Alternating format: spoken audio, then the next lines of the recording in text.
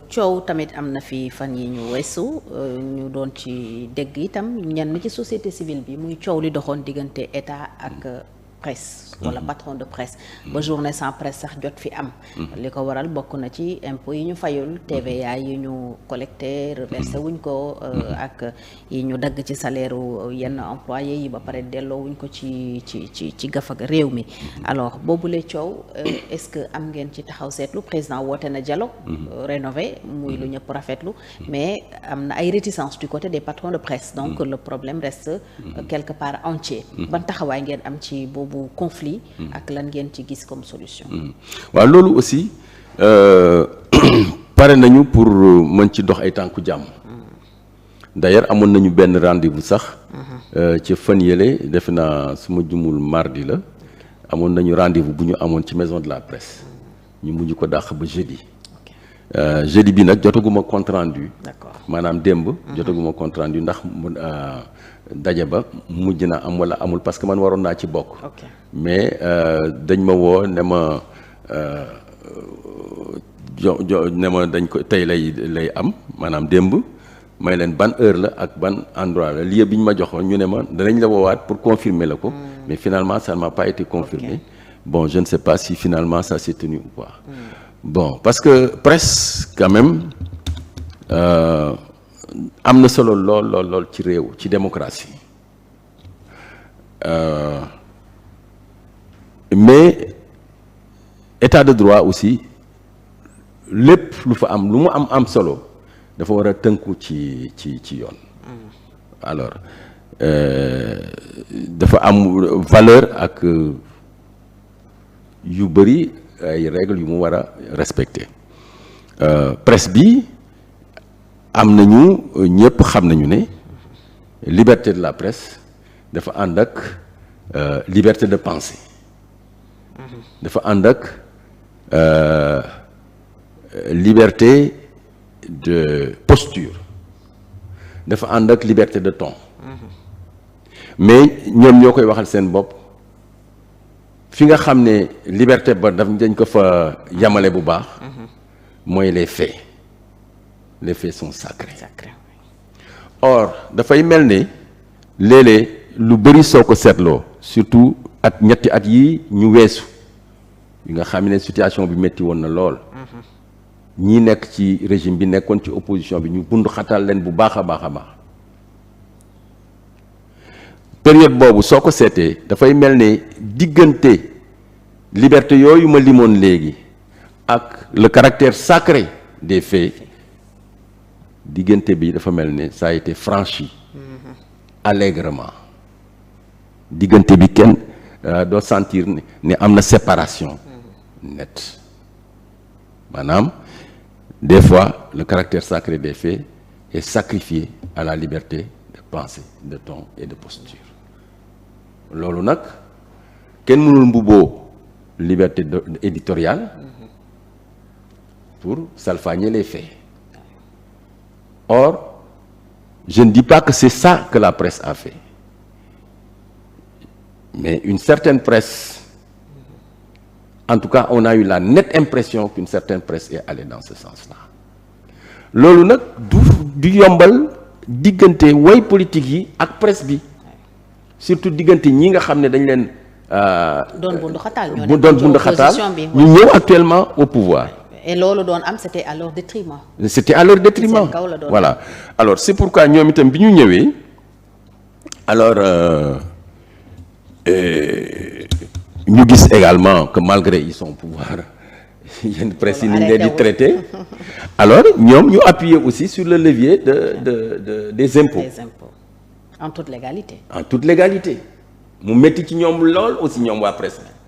Est-ce que mën nañ tuddee loolu règlement de compte alors parce que ñooñu victimes yi en fait si on peut les appeler victimes même loolu la ñu wax règlement de compte la dañuy fayantu. waaw bon peut-être mën nañu wax ne ñoom mën nañ ko wax parce que argument pour argument ñoom loolu la ñu mën a wax ñu mën nañu wax leneen règlement de compte alors mais c'est pas un règlement de compte dafa saf politique.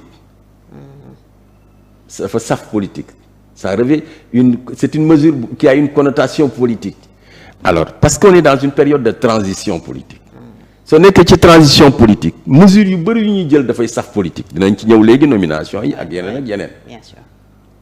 Ça c'est le propre des transitions politiques. sauf que bii sax épargné wul même ñi ñu jàppee woon. mais très bien parce que Walfadjri RTS Walfadjri APS ak yooyu. loolu ñëpp ñu ngi ci biir. voilà ñëpp a ngi ci biir. donc c'est en toute légalité qu'on leur a exigé ça. Maintenant ils veulent une négociation une discussion une concertation avec le pouvoir pour ñu seet xeetu impôt boo xam ne ñoom dinañ ko mën a supporter wala ñu seetal leen façon boo xam ne anam yoo xam ne danañ ko mën a fay sans que mu gaañ leen sans que mu gaañ ñi nga xam ne dañuy liggéeyee ci këru yëgle kaayu xibaar yooyu ce qu'ils auraient dû faire d'ailleurs avant au lieu de se contenter des amnisties fiscales. Oui.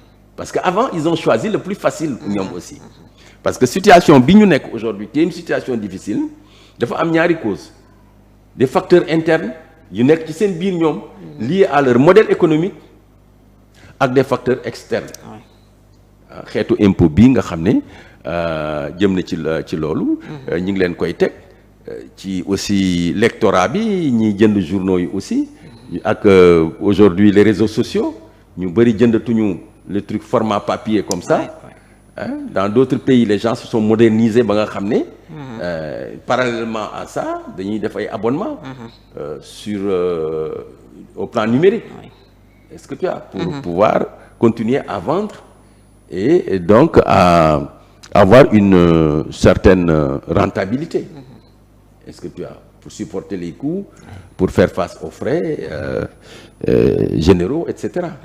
Tu vois donc ñoom bu ñu wekk mbir mi rek ci aussi ne voilà lépp état bi la et cetera il faudrait que je ne sais pas seen assises yooyu ñu defoon bu yàggul est-ce que ils se sont penchés véritablement en profondeur sur les causes internes yi nga xam ne ñoom ci seen biir ça relève de leur propre responsabilité waaw ëllëg ak si biir ba nga xam ne ëllëg ak si biir bu ñu dégg état bi ci façon boo xam ne danañ mën a fayee noonu impôts yi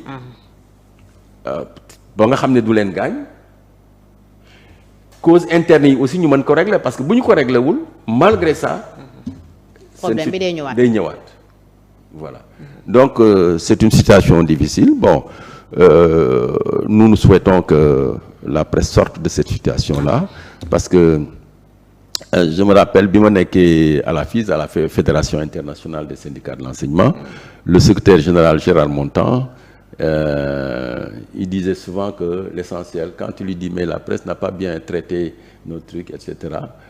Notre événement il dit oui mais l'essentiel c'est que la presse parle de nous en bien ou en mal donc ñi nekk autorités yi aussi je pense que loolu tam war nañ ko jàpp voilà que la presse parle en bien ou en mal de war nañu au-delà de ça jàpp ne aussi la presse est un baromètre important dans une démocratie et dans un état de droit. mais situation bi aussi mën nañu ci génne la responsabilité de l'ancien président bi nga xam bi muy waaj a dem sax wax na leen daf leen di baal 40 milliards dette fiscale.